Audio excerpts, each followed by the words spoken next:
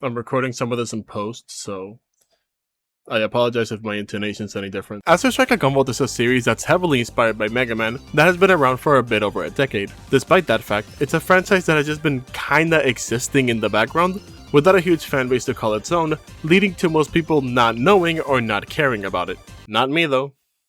I liked it. The reason I like it are because of its two main pillars: the fun yet stylish MegaMan inspired gameplay, and the big titty idols that sing J-pop. It might sound like an exaggeration, but both of these aspects are integral to the Gunvolt experience. Because of their importance, it shouldn't surprise you that both of these are used heavily in marketing. The gameplay and style is just used in average trailers, but how do they use music to draw in fans? Well, aside from OSTs getting their own release, and music videos getting produced for the later Gunvolt games, it might surprise you to know that Gunvolt has had a lot of concerts since its inception. Certainly more than you'd expect from a franchise with this lack of recognition. So I decided to look deeper into them and share my findings here since, I got nothing better to do. Before I begin, I want to establish some stuff. There are three main idols in Gunvolt, but we only care about the first two for this clarification. This is Lumen, and this is Lola. However, their original Japanese names are Morpho and Roro respectively. I clarified this because most of the concerts were in Japan, so their titles refer to their Japanese names rather than their English ones.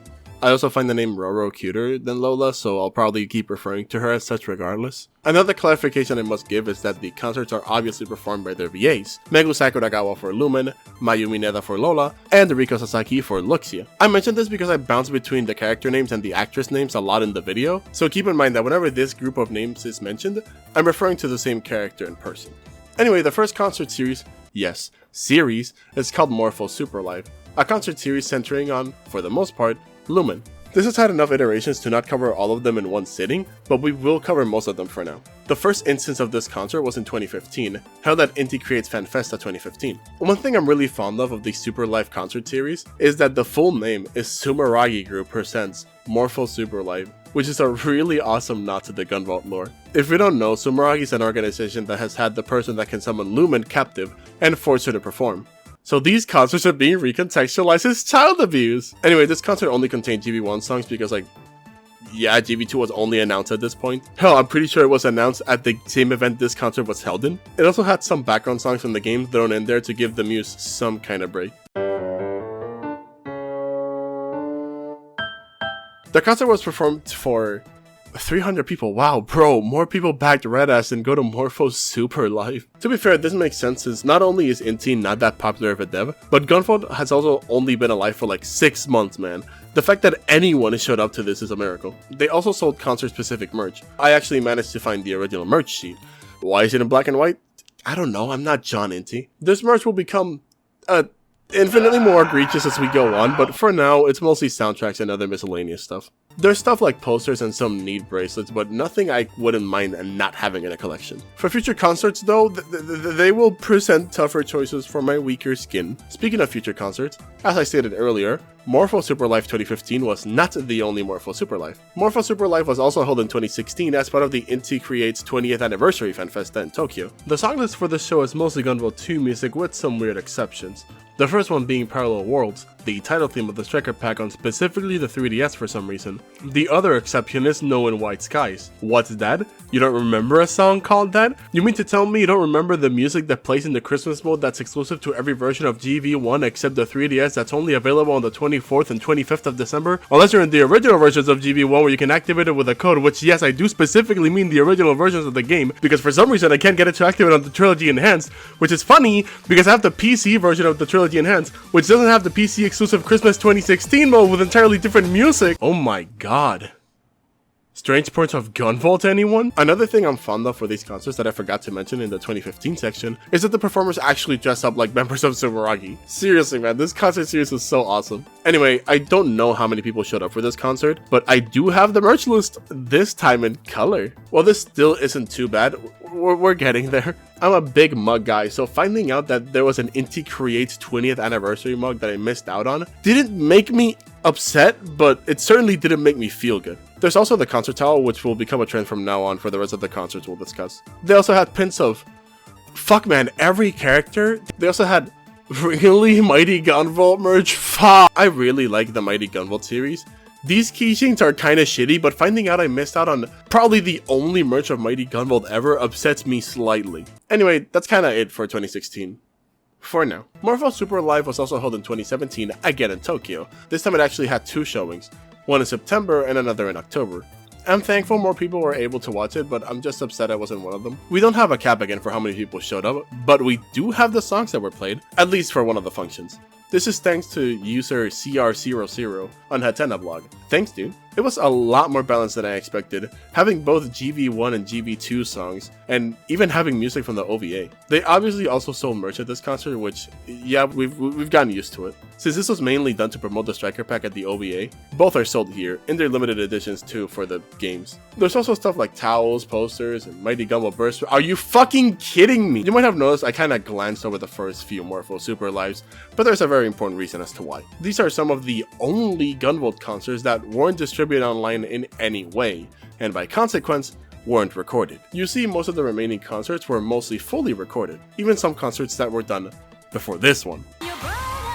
What the fuck is an English version? Yes, I already lied. There was a concert that happened during all of this, and it was the first and only English rendition of Morpho Super Live, being Lumen Super Live in 2016. They performed this at MACFest, which I didn't even know was a thing until I started researching for this video. Apparently it's this non-profit organization based around the appreciation of video game music and video games in general. They host festivals that have video game and general chiptune concerts, free-to-play arcades, and more cool stuff. I didn't research too much about it, but it seems like a really cool organization that still does events to this day. They even officially recorded the entirety of the Lumen Super Live 2016 concert, and were also great enough to upload it to YouTube, which is genuinely great. Shoutouts to MACFest, hope to go to one of your events at some point. Anyway, I ended up finding out that this set even had a song from the drama disc, so that's cool. They also dropped Indigo Destiny in this set, which, interestingly enough, GV2 wasn't even out yet, and in fact had its first gameplay reveal at this very same MACFest, with Indigo Destiny as the background music.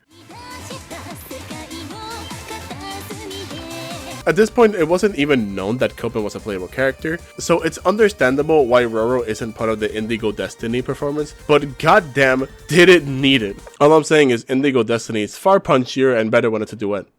This is mainly a pot shot at Side Chronicle. As I said, Copen's playability and Roro's mere existence weren't revealed yet, so it makes sense she didn't show up for this concert. Anyway, how's the actual concert? Well, before we cover the performance itself, I'd like to cover an issue that plagues the entire concert, and that's the audio mixing. This is mostly present during the first half, but goddamn was it distracting.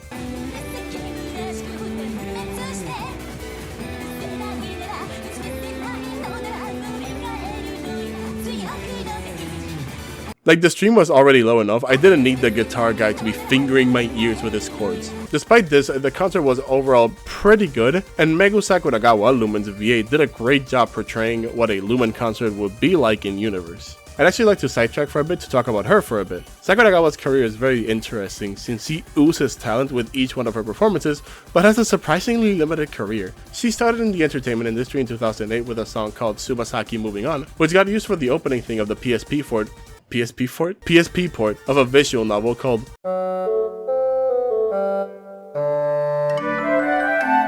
Since then, she's been more directly involved with media productions, meaning you won't find a discography of just her since her talents are mostly used in stuff like anime, video games, and the like. This is obviously fine, but a little surprising considering some of the other talents we'll see later. I'm not trying to downplay her career at all, I'm just surprised her roles page from Wikipedia fits entirely in one screenshot. However, this screenshot is a little misleading since it doesn't dive into her biggest role. Megu Sakuragawa is the drummer for Roselia from Bang Dream. Bang Dream is a multimedia franchise that encompasses animes, albums, video games, and live performances. You're telling me the Morpho Super Live isn't the only in-character concert Sakuragawa was a part of? As I said earlier, she's a part of Roselia. She's more specifically the drummer Aku Uragawa. I didn't have the time to delve deeper into Bang Dream, but it looks like most of her efforts are found there. She's been part of this band since 2016 and is still part of it, releasing a single as recent as November last year. What I'm saying is that if you want to dive deeper into her works, you'll probably enjoy what's on display here. I managed to listen to one of their songs, and if the rest of their work is this good, then I have a new anime on the watch list. Anyway, returning to what the fucking title of the video says. Sakuragawa had a great stage presence, which is surprising given that after researching it, I believe this was her second live performance ever. Her first one being, well, the Morphled Super Live. This was overall a great concert and a really cool showing of Gunvolt's vocal tracks and some BGMs. Lumen's performer also swaps costumes a lot, which they're all really cute, so that's a plus. There also seems to be no goods sold at this concert, which thank God. I wasn't ready to drown in regret again. Even if there were, it'd probably be a repeat of Super Live's 2015's vintage ass merch. Anyway, let's move on to the next concert. So far, you probably noticed a lack of this thing. Oh wait, my bad. There was some stuff happening with Roro since her original actor retired from the entertainment scene due to health complications right after GB2's release, so she was entirely recast. Fun fact about Yurika Endo, Roro's original VA, she obviously didn't get this job by just asking for it. She needed some experience in both voice acting and the singing.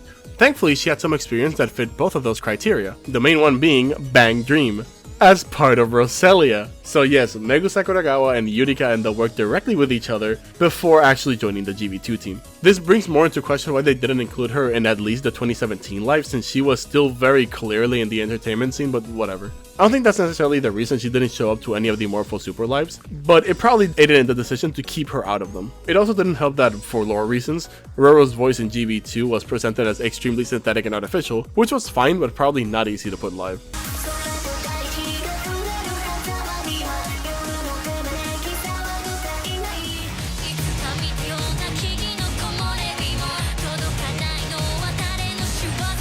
However, with Luminous Avenger X, along with the recast, they decided to remove the synth altogether. With a new performer and a game to market, Roro could finally perform her very first concert, and thank God, cause she's my favorite and I'm tired of talking about Lumen. This concert was held in TGS in 2019. They were marketing Dragon Mark for Death and Luminous Avenger, and you know which game we're focusing on. The Luminous Avenger X display didn't have much merch, thank God. They just had some pins, a postcard, a fan that feels like it's been listed on Mercari since I was born, and the expected Roro Life towel, which by the way, you can still get on Inti's shopping site. They also had this Roro bowling game at the booth where I think you won something if you flipped over the main one. This looks fun, but it's a shame I missed out on it. Though to be fair, I would have 100% stole one of those Roro pods. Anyway, the concert. It was performed for 2 days, September 14th and 15th. You'll never guess what game these songs come from. Watching the concert itself, by the way, apologies for the quality being so low, this was the only recording I could find. I feel super bad for Maya Mineta, Roro's actor. You can tell she was straining her voice a bunch during the performance with frequent voice cracks.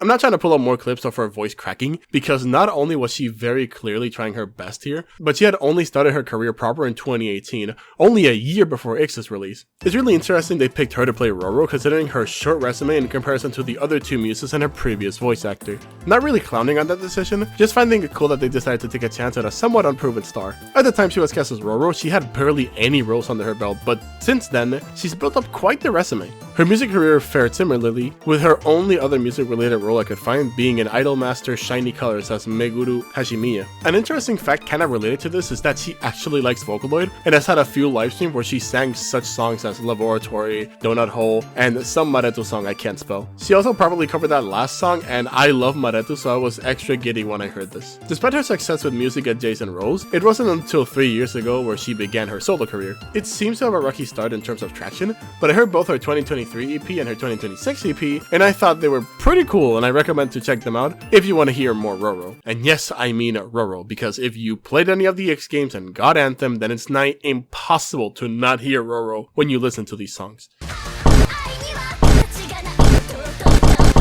Anyway, despite the voice crack issue, I thought Mineta had a great stage presence, arguably better than Megu Sakura. No.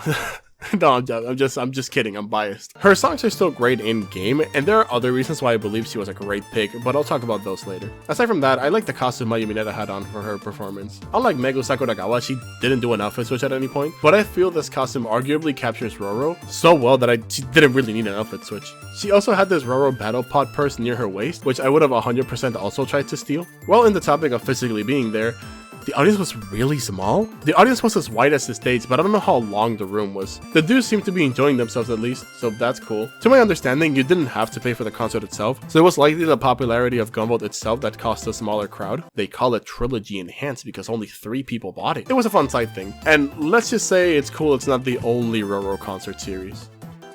Because there's another one we'll talk about right now.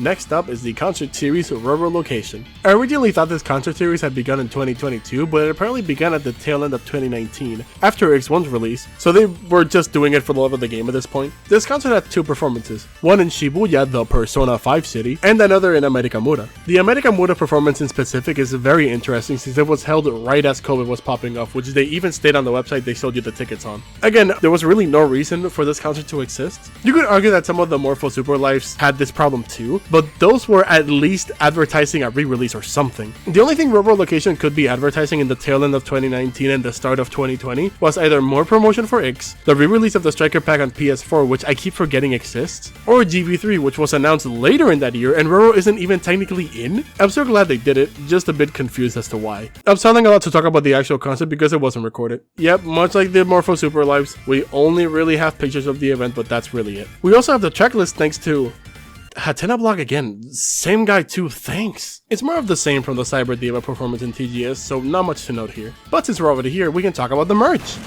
This was the first concert in a while to include merch, and this merch finally tipped me over and made me want to strangle a kitten. So what did they sell over there that made your shitter get in a twist or whatever? Well, they sold some more normal stuff like keychains and CDs. They sold a new towel, which I'm convinced at this point they're contractually obligated to do for every concert. And this is where I start tweaking. They sold Roro earbuds, a light stick, and a mug. So here's some redheady lore you didn't ask for, but I will provide anyways. I really like mugs. I'm an avid caffeine addict. One of the most fun parts of my life is going to drink coffee and see what mug from the trillion I have my mom decided to choose to give me coffee on. So when I learned one of, if not my favorite Gunvolt character got a mug that I just entirely missed out on, let's just say I didn't have a meltdown. It was more like 5. Anyway, unfortunately I ran out of things to say at this point because, again, no recorded footage of it, so let's just move on to the next one. Yes, they couldn't let Roro have the spotlight this year. They needed the blue voluptuous dead harlot to take her spotlight again. In June 4th, 2020, as part of NT's 25th anniversary, the first and only installment of Morpho Virtual Live was announced. This live would air in NT Create's very own YouTube channel less than a week later on June 9th. If the elephant in the room wasn't obvious enough, the Virtual Live was basically only done because of the pandemic. While it's not stated anywhere, the likelihood was that this was originally intended to be a Morpho Super Live, but the pandemic complicated things enough to reduce the scope but not outright cancel the concert. The concert was then turned into part of the Gunvolt Informations Bureau, which is a live YouTube series on NT's channel entirely focused on Gunvolt news and updates. Being part of the Gunvolt news show meant that they started by shilling something, and wouldn't you know it, they're presenting the PS4 version of the Striker Pack. This version of the Striker Pack had a new title song, which conveniently was also in the Virtual Live by the name of Last Station. After the main dude finishes shilling every Gunvolt thing ever, the live cuts to the actual concert. This one tries the most to sell the fact that it is a Sumeragi production. Having Romeo, the whip guy from the first game, which they reuse a lot in these concerts for some reason, narrating and explaining the concert for the most part. There's a sentence in his narration that implies that this takes place some point around GB1, because he mentions Sumeragi is hiring someone that can cut the electricity of an elevator in a pinch, which is a clear reference to GB1's intro stage. Anyway, while I was watching this dude yap the fuck out and absolutely having a blast acting the part, I realized that NT's really just doing this for the love of the game every time. Like, let's be real chat, they're not really rolling in the dough with these concerts, and this one having 2 whole ass sections dedicated to Romeo yapping, and one of them is him nearly nutting talking about Gunvolt products, including the OVA where he got his shit kicked in, saying it was this big movie. Like, come on. NT's just doing it because they can and because they love idols, probably. Going back to the concert itself, the format really lets you appreciate the costumes a lot more than the Super Lives. The Sumeragi costumes have been a thing for every live, but you can really appreciate them here. Sakuragawa only has 1 costume this time, which is fine. Everyone's personality also shines through significantly more this way. Most of them are just cool guys, but there's also the keyboard dude, which looks simultaneously disinterested in metal as fuck, which is really funny when he sometimes is entirely tasked with just hitting 2 keys. The DJ is also having a blast the entire time. You look over at his cam and he's absolutely hitting that shit every time. But the star of the show obviously is the idol herself. Her experience really shines here since it's insane how she can have such a stage presence even without a stage. She speaks sometimes in between the songs, reflecting on how much the Gunvolt series has grown since she joined it when it was only a digital-only 3DS title, and how she wishes to perform another Super Live in the future. Now, how much of this is Lumen speaking and how much is this Sakuragawa's actual thoughts? We don't know. But given her sincerity, I'm willing to bet it's mostly Sakuragawa, which is a really cute sentiment. The song list itself is mostly the same as previous Super Lives, with the PS4 song just slapped in. It's the same down to the Lumen version of Indigo Destiny being sung. Why? The Roro recast was already done, and even if Mineta wasn't entirely comfortable duetting with Sakuragawa, the virtual setting was perfect to mitigate that, but nope. Not only did Roro's spotlight get snubbed, but her chance to collaborate with the main idol of the series was just never given to her, which is a shame. Aside from this, the virtual live was really good, and I definitely recommend to check it out since it's up on YouTube. I recommend all of the ones that I've talked about up to this point, but this one is literally formatted for an online performance, so it's a good place to start. Now, we're not quite done with Morpho Virtual Live just yet, as it is the only Gunvolt concert to receive a Blu-ray release. It's not the only Gunvolt content to receive a Blu-ray release. The OVA shares that honor, but this honor is exclusive to only those two at this point. It was announced in October and later released in December, and if you pre-order it, it came with a Samurai face mask. Now, considering I made this video 5 years after release, you'd assume I didn't get the mask, and you'd be right. Anyway, aside from the fact that it exists, it unfortunately doesn't have anything really interesting to talk about. The Romeo segments I talked about earlier were added in this Blu-ray, but I didn't notice it because I initially watched it in the Blu-ray itself, so I just thought nothing changed from the online performance. Aside from those, they added the music video for Last Station and the trailer for the virtual live, and that's about it for special features. The only other thing of note here is the fact that there's English subtitles and that the Blu-ray came with a soundtrack CD, but that's really it. I expected it to be a bit more special, but given later segments, I really shouldn't be surprised. Actually, before we go back to Roro Location's final performances, for now, I want to go back to the first Roro performances. When I was first writing the script, I thought the TGS showings were her very first performances, but after a bit of digging, it seems I was wrong. Overall, there were technically 3 other performances I didn't take into consideration when talking about Roro's first performances. I say technically because one of them is one that I missed from TGS. It apparently had 3 instead of 2, go figure. A thing to know about TGS is that it's both a public-facing event and a business-facing event, meaning there's one day where only press is allowed. The missing performance took place there, which is probably the reason it doesn't seem to be recorded anywhere. We have 2 other performances from TGS, so it's not a big deal. The other 2 performances I missed are far more interesting. The true very first performance Mineta had as Roro was on August 4th, 2019 at Japan's 3rd annual National Entertainment Festival, also known as Sentame. Anyway, they went to this event to promote X because, I mean, yeah, why else would they be there? This is, I believe, Mayu Mineta's only performance as Roro that's outdoors though. Just a fun fact there. Another fun fact, this is the first appearance of the Roro 2019 live towel. They really like this fucking towel. She actually screws up the start of the first song, which is also really cute.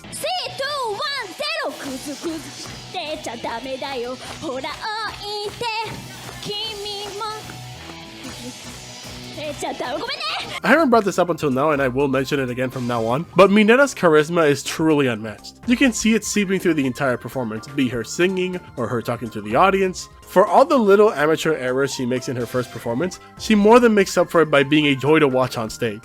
Her backup dancers are also putting a lot of work too. One of them actually has a blog called Going Ayano's Way. It's a blog entirely dedicated to her experiences as a performer and general life experiences. It's really cool peeling the back door a bit and seeing just how her, Mineta, and the other backup dancers interacted outside of the stage. Fun fact about Ayano, she voices Elise from the first Gunvolt game. It's a pretty cool full circle thing. She also cites this casting as at least part of the reason why she fell in love with the series' music. This was a fairly short performance with only a few songs, including the main theme of the game, with some of the worst audio mixing I've ever had the displeasure of passing through my speakers.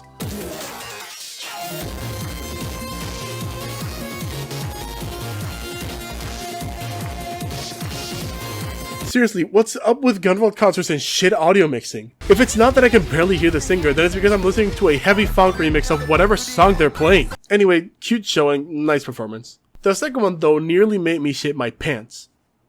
Again. The way I found out about this performance that I missed was in this weird ass wiki that had Roro as an entry. It had a subsection explaining most of the live performances, so finding that was pretty awesome. It had a section for performances before and after the release of X. In the before X section, it had the now 3 TGS performances, the Sentame performance, and one other performance that was definitely more obscure. In South Korea of all places, Inti Creates partnered with Day One Media to bring to a mall in Yongsan a presentation about Luminous Avenger X. This presentation came with the first and only Cyber Diva Roro Live Korea. Now, I knew most of this info from that one weird ass wiki I mentioned earlier, but double checking this info was horrible. I searched the game in Korea, the mall, everything. For the life of me, I could just not find any info on this stupid fucking event other than that one wiki. Until I realized, wait a minute, what if I search this stuff in Korean?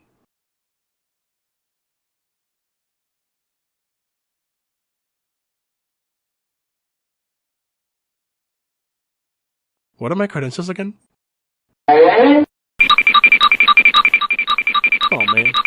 Anyway, searched a bit more and found 2 videos about the event. Despite them both mentioning the live, neither showed any video of it. After reading the description of both of them, I realized recording the Roro live was actually prohibited, so that was fun to find though. It was a shame too, because it would have been one of the more interesting performances, as there was a reported technical issue which brought down the production a bit, but let Mineta put her charisma to work, since it's also reported that she made the situation not only a lot more bearable, but even enjoyable. Really a shame we don't have this performance recorded. Also, they gave the Roro Life 2019 towel there too, because yeah. With those covered, now we can go back to Roro Location.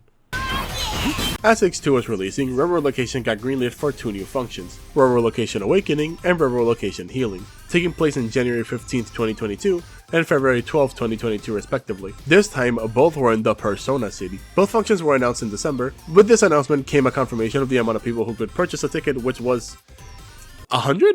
Bro, what are they doing to my girlie? Give her a bigger audience, please! Thankfully, it wasn't actually limited to 100, since for the first time so far, you could actually watch the concert online. Okay, let me explain. While Lumen Super Live and Cyber Diva Roro Live were professionally recorded and Morpho Virtual Live was entirely formatted for home viewing, Roro Location was the first time, to my knowledge, where you could buy tickets to watch the concert happening live in Shibuya from your house. These tickets were 1,000 yen cheaper than the venue tickets, but you could pay a bit more to get the new live towel because of course there was a new live towel. Have you even been paying attention? Because they were also available to watch online. They were recorded and uploaded to Bilibili. Why am I seeing this website again? Well, it's a good thing it was posted here because I can't say if recording the live was prohibited, but if it was, let's just say it's a good thing it ended up on Chinese YouTube instead of YouTube. To be fair, it's not like Inti would move to take them down anyways. The OVA has been up on YouTube for a bit over 8 years, with over 100k views no less, and Inti hasn't even raised a finger. Not to mention, even if they did want to remove it, they'd have to find it first. Because despite this being a paid event illegally recorded, both Awakening and Healing's views together only barely break 1,000. And I'm sure I added like 5 of those. Also, this being Chinese YouTube means copyright laws are a bit more whack in respect to what you can upload there. Overall, the only chance they even have of taking it down is if someone makes a video about it like 3 years after the fact. Wait a minute. Aside from the concert itself, they also had a pop-up shop in Akihabara Game Store. It's masquerading as a pop-up shop for the game, but it has concert merch, so I'm counting it. Surprisingly, and thank God, most of the merch is a repeat from the first Roro Location merch, including the 2019 live towel, which is a little perplexing because they also made a new towel for this concert, so are they still selling the old one? Were they just that overstocked? They also had a Roro Location 2022 commemorative poster, and most confusingly of all, the Morpho Virtual Live Blu-ray. You gotta be a very specific type of sadistic to finally renew the Roro Location concerts, only to promote the only physical release of another character's concert in this same campaign. That's about it for merch. They apparently sold merch at the concert venue too, but I thought it was significantly different from this. I don't know about you, but I've been doing a whole lot of yapping and haven't even mentioned the fucking concerts yet. As I stated, the remainder of Roro Location until now was only 2 more functions, Roro Location Awakening and Roro Location Healing. Both of these were recorded for our viewing pleasure, featuring mostly songs from X2, of course. MegaMan donned the new costume for these 2 concerts, and some promotional music videos that were also released. We will talk about both later. Going on to the actual music, can anyone in the audience tell me why the Roro Mayu Mineta, the Muses concert, begins with 15 minutes of instrumentals? I get it, right? Instrumental tracks are also the backbone of Gunvolt. Every concert up to this point has had them. But they never had 15 uninterrupted minutes of just instrumentals. Like, bro, when's the singer coming? Oh, there she is. Mineta is genuinely so cute, man. Her stage presence and performance have improved so much since the X performances. Her singing also improved a bunch since her 2019 performances.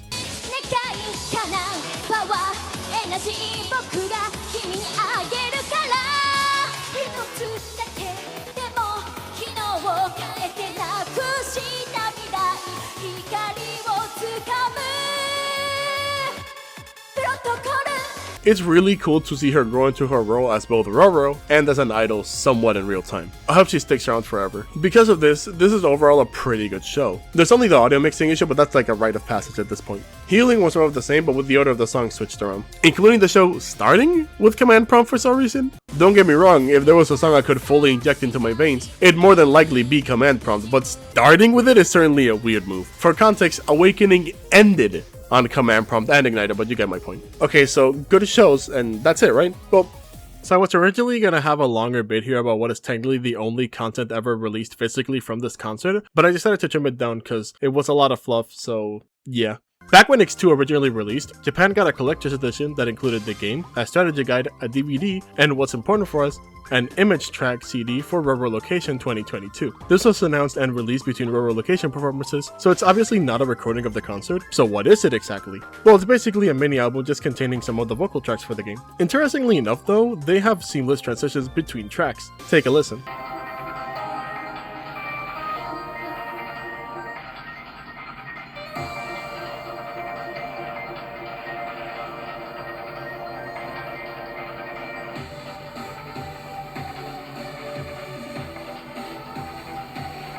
Yeah, I'm sorry that sounded like ultra ass. I don't have a disc drive on my PC, so I recorded this from my Blu-ray player on my phone. I originally thought the DVD contained concert content, but it just has some of the animated music videos and little else. And yeah, only some, because the ones that had both live action versions and animated versions had only their live action versions implemented, so that sucks. Anyway, I'll leave you off with the video again. We're back to the stupid blue bitch again. So a bit after GB3 was released, much like they've done for other releases, a Morpho Super Live was held to more or less celebrate the new game. It seemed to have been revealed sometime around July, close to GB3's actual release. If you've been paying any close attention up to this point, then you might have realized that this is the very first live in-person concert Sakuragawa has done as Lumen since 2017. Given the fact 2020's outing was entirely virtual, and every other in-person performance was given by the superior idol, it also makes sense since, throughout the entire gap, no mainline GV game was released, so we didn't even hear about Sakuragawa for a bit. The games that came out during this period were both X games. The only time they got an excuse to use Lumen again was with the release of the Striker Pack for PS4, and the pandemic was in full swing, so they weren't about to put their main idol on deathbed, simply because they wanted to hear a live version of. This made the concert really exciting for both fans and Sakuragawa, which was really excited about performing live again as stated in her blog. She even stated that she was excited about other aspects of GB3's release period, like recording music videos and aiding in some stuff like 3D model music videos. I glazed Mineta's involvement in the series earlier, but that was not meant to throw any shade at Sakuragawa, as she seems to be just as passionate about the character in both her performances and even out of character. At the concert venue, they sold merch, and it's mostly what you expect it to be with a few surprises. If you have any gray matter in your head, you don't even need me to mention what the first item was. They also sold Morpho light sticks with the Sumeragi symbol up top, because this is still a Sumeragi presents. These are super cool though, shame they're an arm and a leg on Mercari though. We also have a very strange lineup of CDs and Blu-rays. Well, the CDs are fine, but they sold the Morpho Virtual Life Blu-ray as well as the OVA Blu-ray. Don't get me wrong, I'm glad they're still selling them. I'm just a bit perplexed they were selling the OVA Blu-ray in a physical location as recently as 2022, especially given the fact it's just on YouTube. And finally, and most importantly, they saw the Pop Vault plush. I want this so bad. It's really funny to me how the only plushie they ever made for GV was based on a fucking image pulse in GV3. Not even the base dog vault, you had to unlock this. Could they really not make a Roro pod plush? The concert tickets themselves were the same price as the Roro Location ones, which was pretty cool and expected. Especially since this was another live that was also distributed online. And you know what that means? It was recorded on Bilibili. I'm sure the anti-recording security for these concerts amounted to an email sent by Sumeragi just saying no. Oh, I almost forgot to mention. Since the concert takes place after GB3 and Lumen is therefore no longer tied to Jewel, this is the first Morpho Live not recontextualized as child abuse. You might be asking why I'm assuming this concert takes place after GB3. Well, both of these concerts begin with and have multiple skits played out by the voice actors of the Dragon Saviors in full cosplay. This is once again very cute. Up to this point, the only characters aside from the idols themselves Inti took advantage of having was the creepy whip guy from GB1 in the Virtual Live's Blu-ray release. For the first time, we saw the in-game characters in real life simply interacting with each other. It's really nice because from what I can tell, it follows the relationship these characters actually have in game. I say from what I can tell because it's all in Japanese. I don't know what they're saying. But it's still really cool. It was a really pleasant surprise, and I hope the next proper concert, whether it be a Roro Location or a Morpho Super Live, follows suit. Now, the whole taking place after GB3 thing falls apart when Romeo comes out of fucking nowhere and starts yapping. I get it, right? He's a funny character, but shouldn't he be dead? Seriously, most of the first two games cast are implied to have passed. What sick god killed Quinn but let Bro survive decades? Seriously, Inti, it was one character from one cutscene. The title character doesn't get the luxuries this guy gets. Actually, he's the only member of the Dragon Saviors to never show up in any of these concerts. What? Despite saying all that, the dude seems to be having a blast every time he hops on stage, so I can't hate him. Anyway, about the girly singing. You'll never guess where most of these songs come from for both performances. I'll give you a hint. It starts with A and ends with Azure Striker Gunvolt 3. Even Reincarnation, which is in every Morpho Super Live, had its DV3 version there. It's really cool to have a concert that fully centers in one game and doesn't have Indigo Destiny in its rotation, so I don't have to kill myself again. Interestingly enough, that Reincarnation remix isn't the final song of the set, but Last Station, the PS4 Striker Pack menu theme. But it's not like it matters since Sakuragawa puts on a great performance for every song, so they could have just ended on an instrumental and it still would have been appropriate. She also did a great job for such a small stage. This was the only way I could think of to bring up the stage size. This stage was significantly smaller than the one at MACFest, which is my only point of reference. And this stage was supposed to house most of the Sumeragi Virtual Symphony. This concert also isn't running on 7 trillion hours of instrumental segments, like the previous concerts, so it has that going for it too. Though they spend a similar amount of time away from the main singer if we put together the instrumental segments that are there and sum them up with the skits. However, I can't dunk on it too much since it shines a light on one of the most underappreciated Gunvolt 3 songs of all time.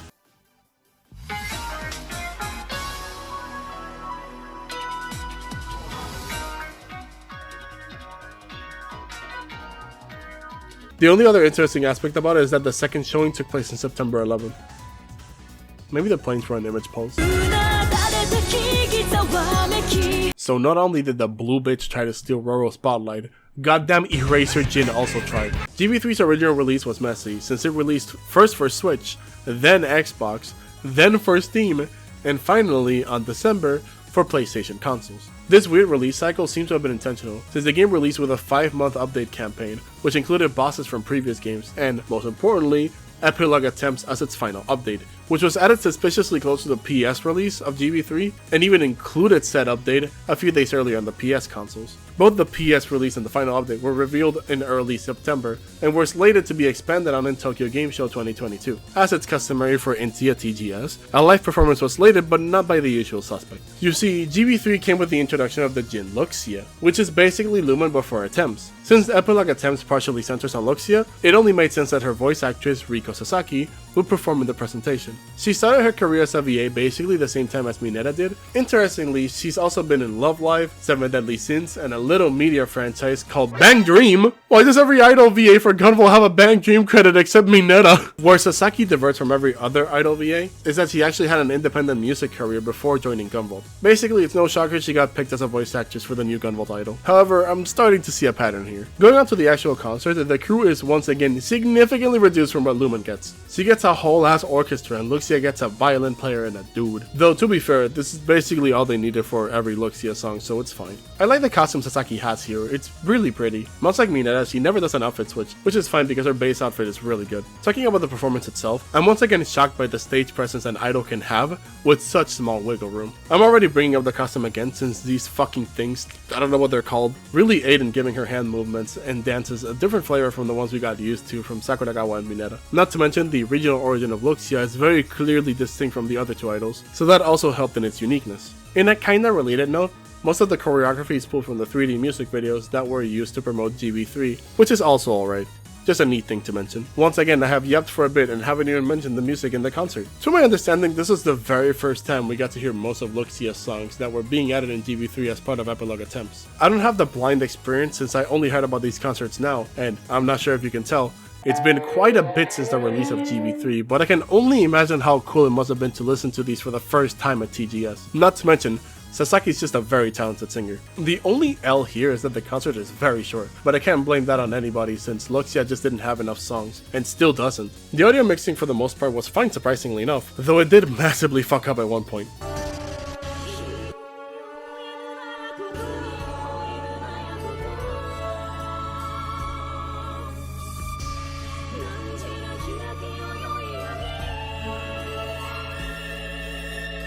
Generally, I'm just surprised they even used Luxia for a performance at all. Like, I get why they used it here specifically, but spoilers for a later concert, she gets some more performances. It feels like they were planning on using her for more projects, but all she's been used for since has been Psychronicle, which is not really something to highlight on your resume. Though, speaking of Luxia getting more projects, In late 2022, Inti Creates would reveal that Morpho Super Life would get what is, as of this point, its final show. This was titled Morpho Super Life 2023 Luxor Rising. You might be questioning why there's a subtitle this time. Well, the answer is incredibly simple. This would be the first concert where more than one idol would be featured. Both Lumen and Luxia perform in this concert. What this means for the concert is something I'll discuss later. Before that, let's talk about other shit you don't care about. Much like some of the rural location showings, I can't piece together a reason as to why they would do this concert. What were they advertising? The Spectrum Theater Drama CD? This seems to be another one made simply for the love of the game, which I can ultimately respect. This concert was another one that could have been viewed at the venue or online, so you know what that means. Billy recording, baby! Finding this recording made me realize something pretty strange. This concert only had a single showing. Up to this point, most concerts had 2 showings, so learning this one had only 1, especially with how special it seems to be, is incredibly weird.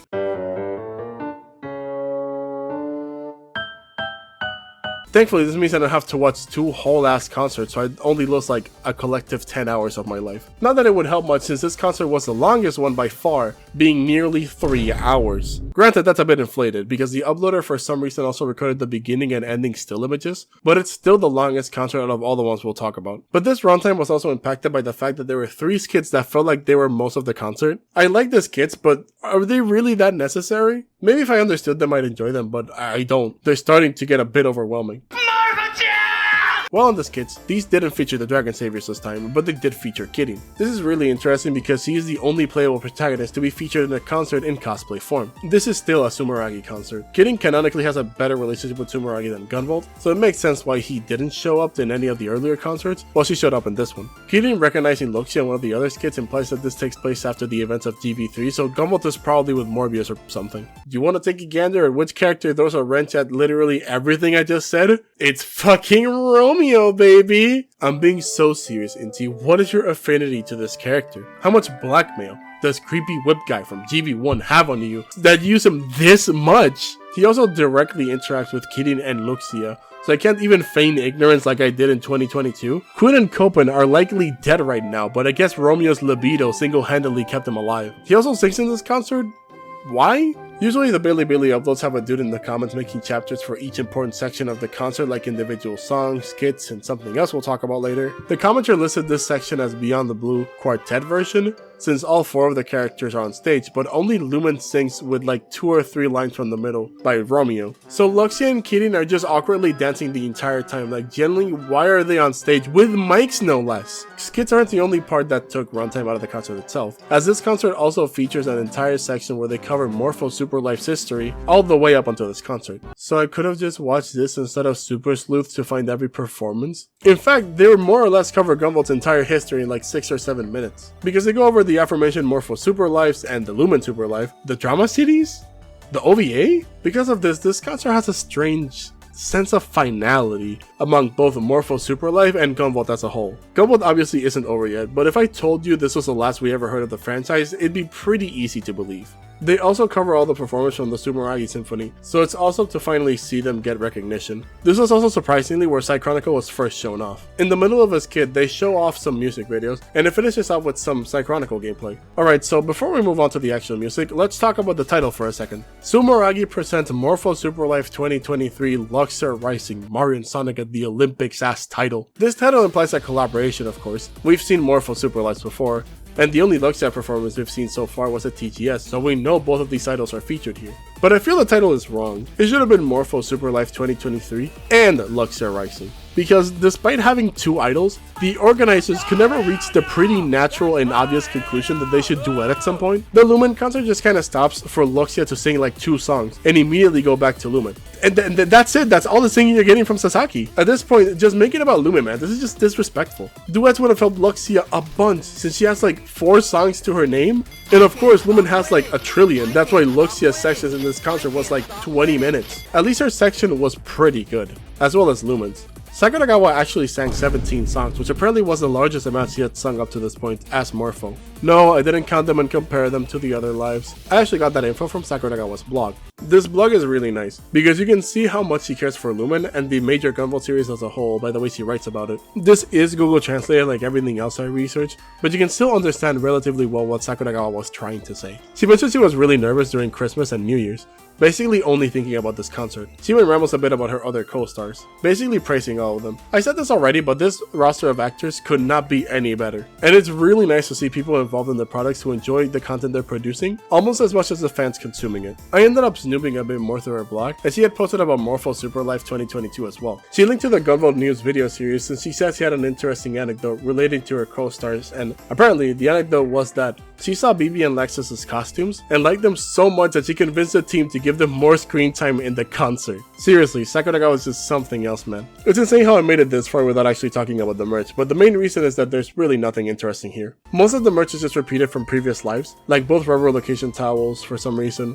an older Morpho Super Life towel, and a glow stick. A shit ton of keychains, a shit ton of CDs, and that fucking mug that I hate. The only new stuff here is a poster and a keychain, which that last one looks like it mega sucks, and a crap ton of the new GB3 keychains, which also look like they suck, and I'm not holding my breath or balls for any of them. There's also items from other indie properties like Dragon Marked for Death and Galgun, so smiling emoji. They also re-released the Pub Ball plushie, which I'm only mentioning because you can see it for the most of the concert directly behind Sakuragawa or Sasaki. This also happened in the 2022 edition, but I entirely forgot to mention it there. This is a great way for me to transition into saying that this concert was very good. I'm getting sidetracked a lot because I really want to talk about these concerts, but there's only so many times you can say singing is good before someone, including myself, clicks off. Despite that, singing is good. Sakuragawa sang both versions of Reincarnation, which is awesome, and Sasaki's first song was literally the best Luxia song in the series, so I was riding high for most of the concert. Sometimes the sound mixing was ass, but like, yeah, you know, that's just part of this, or whatever. If this truly is a send-off to the Morpho Super Life concerts, then they did a pretty damn good job at making a final concert in the series. Granted, Lumen is the cash cow for Gunvolt, so they will definitely be making more music-related stuff with her, but I truly believe that the specific series, Morpho Super Life, is over. Having said that, this isn't the last concert we'll talk about, so let's move on to the actual last performances.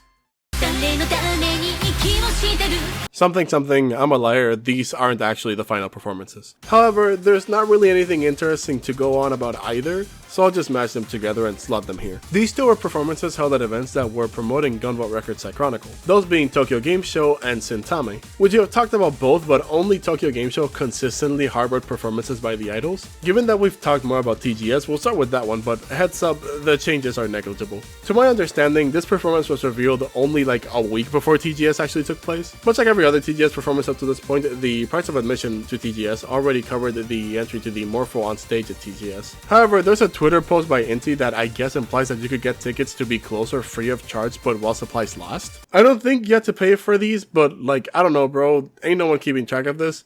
I'm that guy! I don't like being that guy. I managed to find the picture of it on Twitter.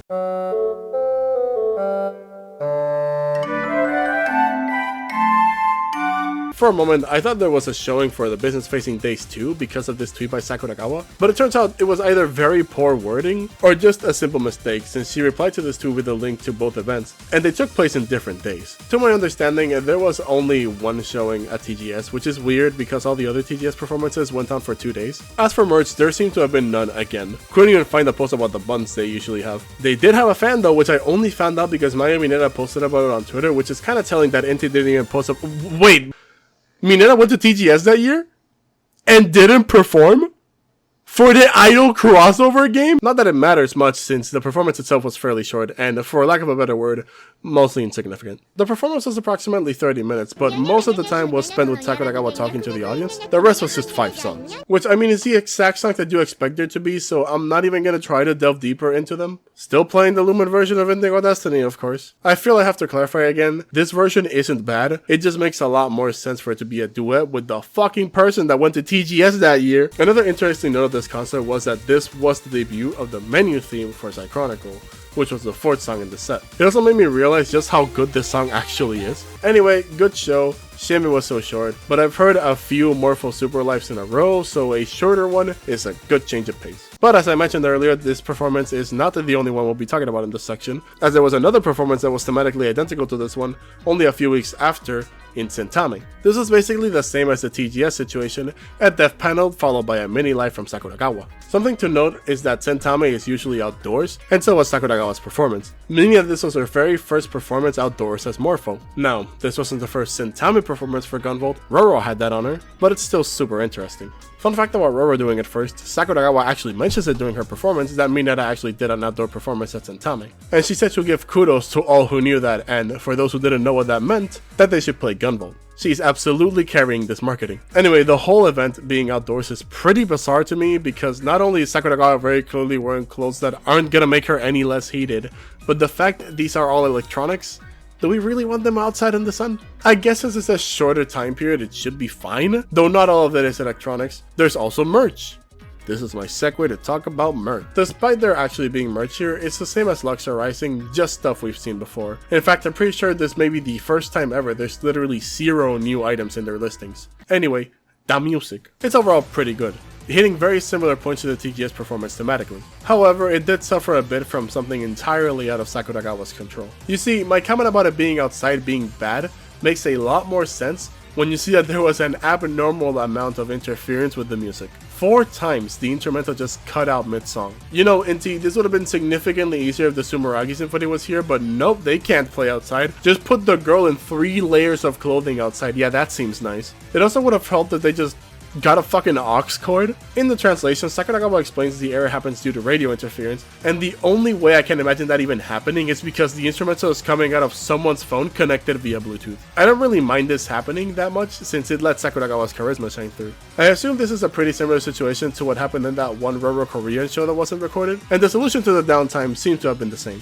Sakuragawa talks in and out of character of her experiences doing these concerts, the Gunvolt games, and even compliments the audience whenever she can. I haven't brought it up since most of the downtime in other concerts is planned, but Sakuragawa's charisma is genuinely on the same level as Mineta's. They both enjoy their craft enough to let the audience know and let them feel some of that energy. It's still funny though, since you can kinda tell at some point that Sakuragawa's tilted and is trying her absolute damnness to not crash out on stage.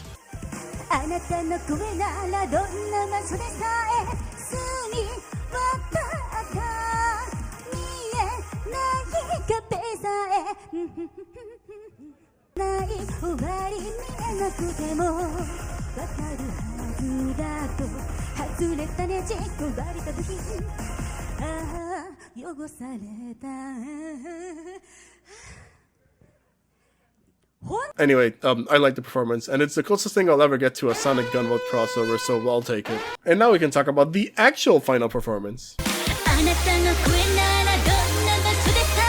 So after those 2 performances, there was still some time to promote the release of Psychronicle. Various events were held, such as other developer panels, special demos, and even a cafe where you could try Morpho's used mouthwash, Roro's period blood, and Luxia's piss. In September, a concert to promote this game was announced for January 13th. This concert from the get-go had 2 very interesting aspects about it. First, and less interestingly, it was once again only a single showing. As discussed earlier, it's not the first time they make a single showing for a concert, but considering how cool the concept of this concert was, I'm surprised they didn't at least do 2 days. Why is it so cool? Well, because of that second interesting aspect. This concert would feature songs from all 3 of the idols, meaning for the first time, Megu Sakuragawa, Mayu Mineta, and Riko Sasaki would all perform at the same concert. Which, after writing the rest of the script, I realized it's more like they saw Luxor Rising and went like, wait, did we forget about one? However, it's still very cool to have all the idols under one roof and have them all perform, appropriately too. You know at this point that before we actually talk about the concert, we first have to talk about the merch. Covering these becomes more disappointing the more you do it because they just stopped adding new stuff, like yeah, Roro Magagur, but there's really nothing new here. They made a new towel since they haven't done that since 2022, but they also sold the 2022 one along with both Roro location ones. They also sold the light stick from previous lives, so that's cool I guess, as well as another drama CD for some reason. The venue itself also was entirely a GV advertisement, with nearly all the games in the series getting a poster plastered somewhere. This venue also seems to be on the bigger side, but I can't tell if that's just perspective or I just got used to the smaller venues from earlier concerts.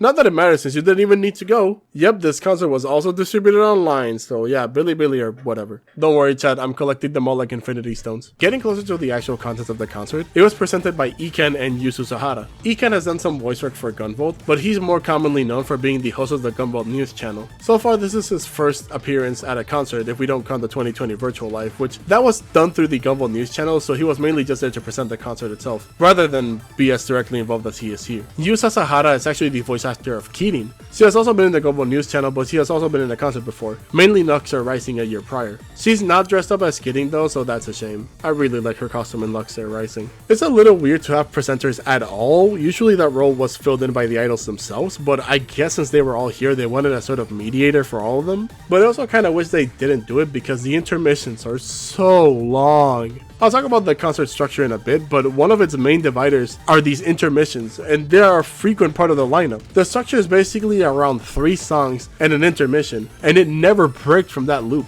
And the intermissions aren't a minute and a half, they spend their sweet ass time here. Basically a song's worth of yapping. Please forgive me for watching a concert mainly for the music. This was a thing in other concerts too, sometimes on a song by song basis, but at least those concerts had the excuse that they were being the idols themselves speaking, not a dude that's bouncing out of fuck ass nowhere. But much like Romeo, I can't hate them too much. They seem to be enjoying themselves, and I would have done the same if I was in their situation. Despite the intermissions being so common, the concert surprisingly doesn't start with them talking and goes straight into the first song, being Indigo Destiny? Is it finally time? When's Roro showing up? Roro? Luxia? Is it just a Lumen rendition? So there's a big problem that plagues this entire concert. Despite all 3 idols being in the same concert at the same time, only a single song features them all singing at the same time, being Stratosphere.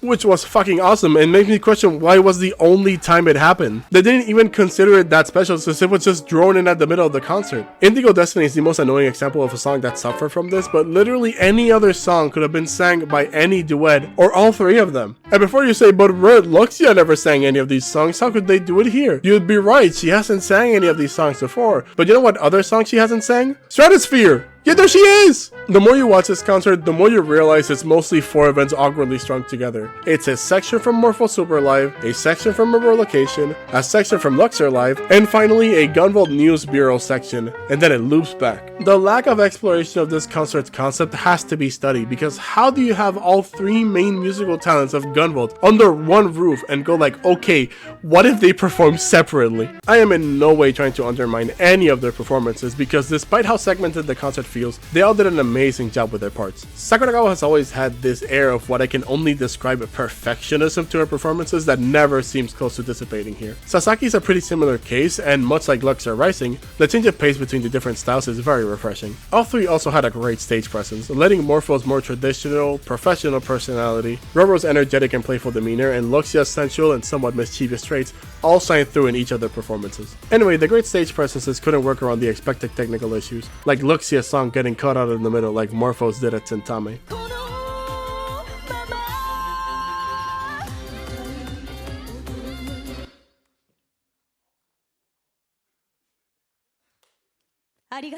I'll say this has happened to all the idols at this point, and they all managed to keep their cool under these situations, so props to them. Of course, they're not perfect. Mineta fucks up at the very beginning of her first song.